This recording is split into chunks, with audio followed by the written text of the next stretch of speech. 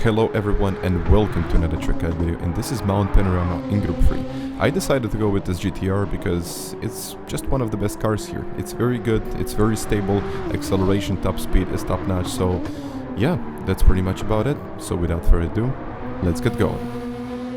Let's get going with the track guide video, and you can see that I'm always trying to break in the straight line when I'm going down the mountain, but until I get there, this is our first mark. So it's kind of hard to see, but just as I pass the 100-meter sign, I usually try to get on the brakes and downshift up to second gear.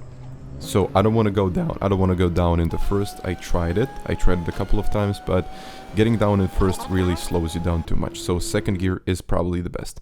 And here, I usually look at the shadow, but if you don't see the shadow, it's the start of the grass. If you're using the mediums, if you're using the hard tires, then you have to brake a little bit sooner than that. I really like to ride the curb and exit this turn in third gear.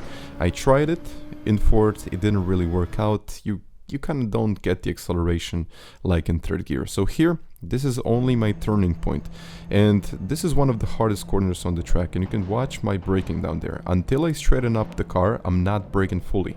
So I'm braking at about 20-30%, and only when I straighten up the car, only then I put the brakes down. Otherwise the car will slide and you will lose a lot of control. Same goes with the acceleration.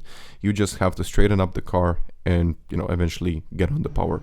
The tree is a pretty decent mark, and I try to get as close as I can to the wall there. If you miss the wall, it's not that ideal, but even if you miss it slightly, it's not gonna it's just not gonna make that much of an impact to the lap.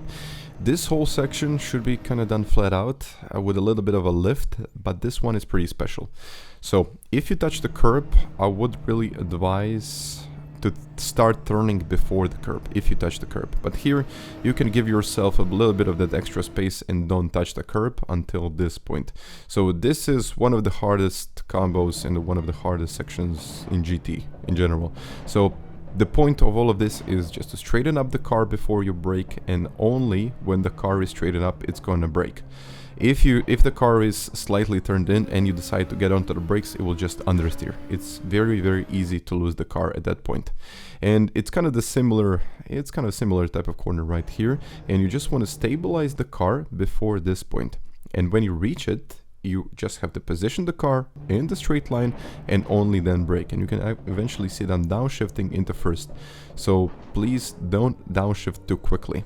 Otherwise, you will just lose that little bit of rotation. So I'm only downshifting into first to get the rotation of the car. Otherwise, I would kind of like to stay in second, but downshifting into first and upshifting quickly into third. Just as you pass the 150 sign, brake until you reach kind of the 50, and then slowly start turning in while downshifting into second and then quickly upshifting into third. So you can eventually see that I'm kind of short shifting into fourth, but if you don't get kind of I would say a lot of oversteer on the back end in that third gear, same as you're gonna do it here, you can stay in third and you can eventually get more acceleration, more power. I did hit the curb at this point, but the acceleration was on point, so there was a bit of oversteer, but in general the lap was good. So it was a 58.7. I think it was a pretty decent lap. So guys, I really hope you enjoyed it, and I really hope that you will make your lap a little bit better. So once again, until the next time, bye.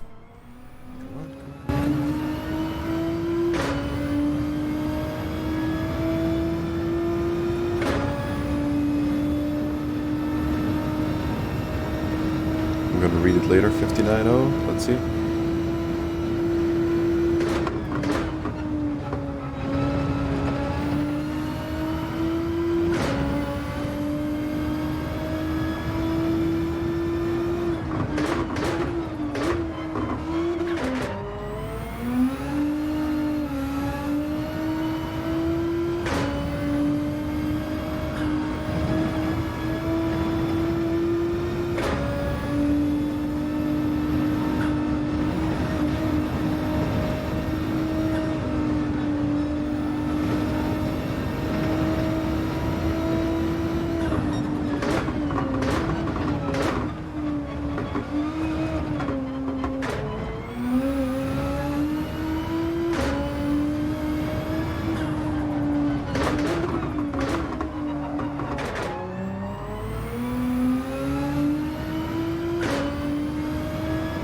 Next one going.